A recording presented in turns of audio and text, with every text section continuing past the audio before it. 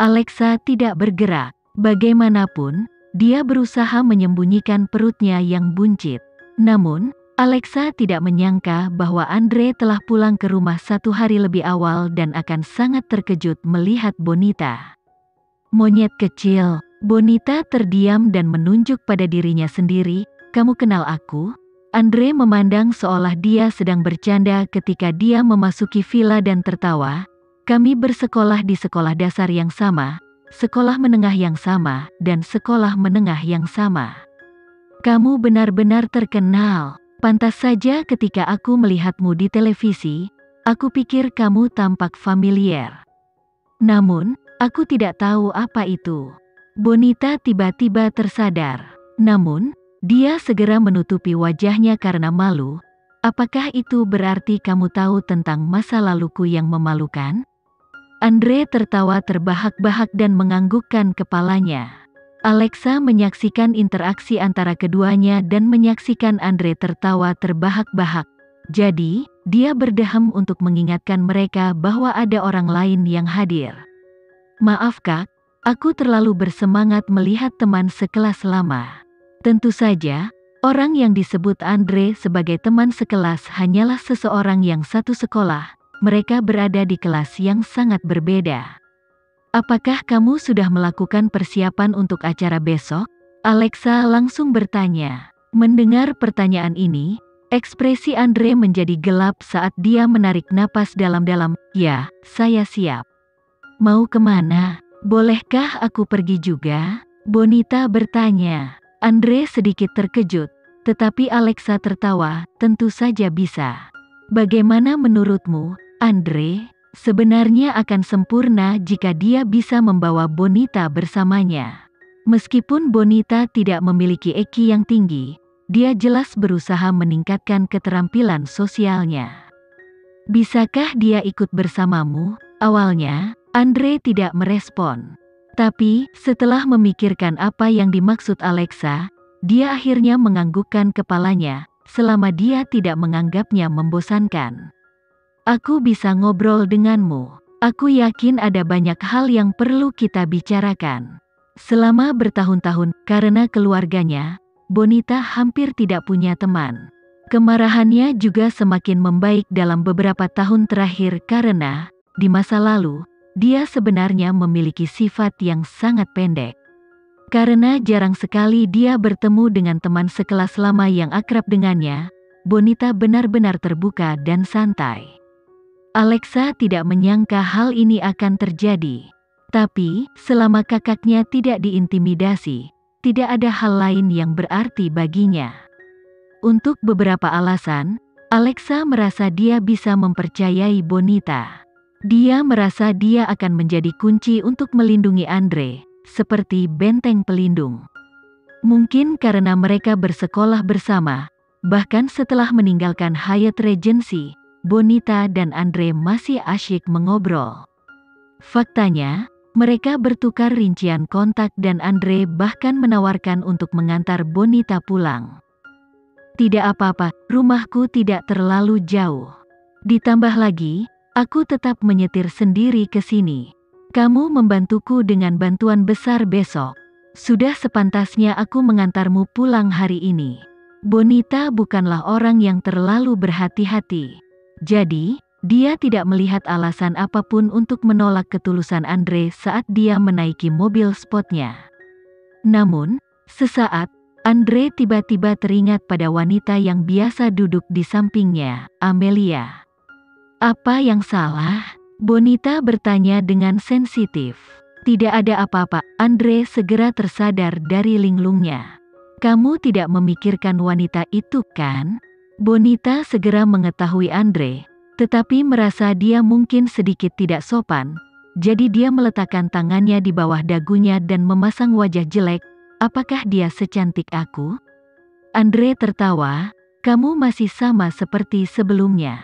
Sejujurnya, saya lebih suka memakai jeans dan pakaian olahraga, tapi dalam beberapa tahun terakhir, saya tidak punya pilihan selain bersikap feminin.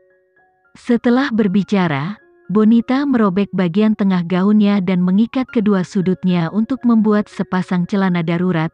ini terasa jauh lebih baik. Senyuman tetap terlihat di wajah Andre, terutama setelah dia melihat sikap santai Bonita. Bertemu dengan seseorang dalam kehidupan yang membuat seseorang merasa nyaman adalah tugas yang sulit. Mobilnya mulai menyala. Duduklah dengan tenang. Tidak butuh waktu lama sebelum keduanya tiba di luar rumah keluarga Pandebayang. Setelah berterima kasih kepada Andre, Bonita membuka pintu mobil dan melangkah keluar. Mereka telah menyepakati waktu pertemuan keesokan harinya, jadi mereka tidak punya alasan untuk berlama-lama. Namun, saat Andre mulai mengemudi, dia memperhatikan bahwa Bonita meninggalkan tas tangannya di dalam mobil. Sudah lama sekali sejak Bonita bertindak tanpa beban. Tapi, dia tidak pernah menyangka, saat dia tiba di rumah, dia akan bertemu dengan Dion dan Laura. Begitu Dion melihat gaunnya yang robek, ekspresinya langsung menjadi gelap. Siapa yang mengizinkanmu berpakaian seperti pemberontak? Bonita, tidakkah kamu tahu bahwa kamu adalah seorang pewaris? Bagaimana kamu bisa berjalan-jalan seperti pengawal klub? Apakah kamu sengaja mencoba mempermalukanku?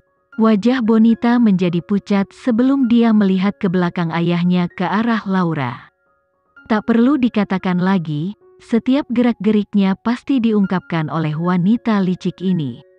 Apakah kamu masih menghormati aturan keluarga? Ayahnya meraih lengan Bonita dan mengguncangnya dengan keras. Sakit, teriak Bonita saat tatapannya menajam.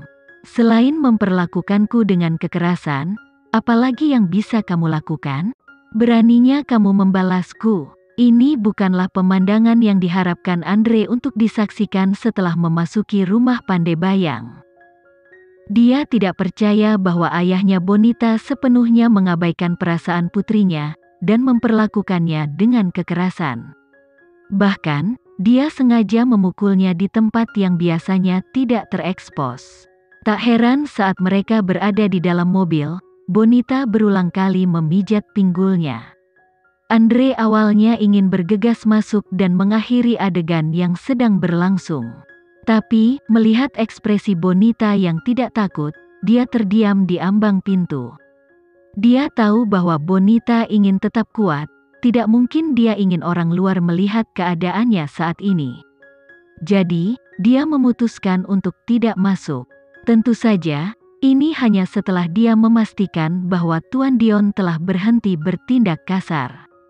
Mungkin karena dia dilahirkan di keluarga Geraldine, dia tidak pernah mengalami kekerasan dalam rumah seperti ini. Jadi, ketika dia melihat ekspresi kejam di wajah Dion, dia tidak percaya bahwa dia memperlakukan putrinya sendiri sedemikian rupa. Malam itu, setelah kembali ke rumah, Andre memikirkan raut wajah Bonita saat dia menanggung kekerasan dari ayahnya. Dia segera mengeluarkan ponselnya dan menelepon Bonita, "Monyet kecil, jangan khawatir untuk datang besok." "Kenapa? Aku sudah memilih pakaianku," jawab Bonita. "Idiot, apakah kamu tidak kesakitan?" Dia berpikir dalam hati. Jika kamu laki-laki, datanglah jemput aku besok." "Tahukah kamu betapa arogannya sikap nyonya rumah di rumahku?" Laura telah mencemooh Bonita beberapa kali di masa lalu, karena tidak dapat menemukan seorang pria. Dan Bonita memang memiliki kesalahannya. Kapanpun dia berkencan dengan seorang pria, hubungan mereka tidak akan bertahan lama. Jadi, dia sudah terbiasa sendirian. Tapi, itu tidak berarti dia tidak terpengaruh oleh kata-kata Laura. Kenyataannya, Andre sudah mengetahui bahwa Bonita memiliki eksterior yang tangguh namun interior yang lembut, dia dingin di luar tapi hangat di dalam. Saat dia memikirkan ekspresi Laura ketika mempermalukan Bonita, Andre tidak mengatakan sepatah kata pun. Memegang erat telepon, senyuman perlahan muncul di wajahnya. Dia tahu lebih baik dari siapapun, bagaimana rasanya ada ular berbisa yang mengintai di rumah. Meskipun Arsi sudah diberi pelajaran oleh Alexa. Untungnya, keluarga Geraldine memiliki Alexa. Tapi, siapa yang dimiliki keluarga Pandebayang? Yang mereka miliki hanyalah seorang ayah yang menindas putrinya sendiri. Untuk membantu teman lamanya membalas dendam, Andre bangun pagi-pagi sekali. Mengenakan setelan retro buatan tangan berwarna biru tua, ditutupi oleh mantel hijau tua, dia memilih mobil biru dari garasinya yang jarang dia gunakan. Yang terpenting, dalam perjalanan menjemput Bonita, Andre membeli buket mawar elegan berwarna sampanye.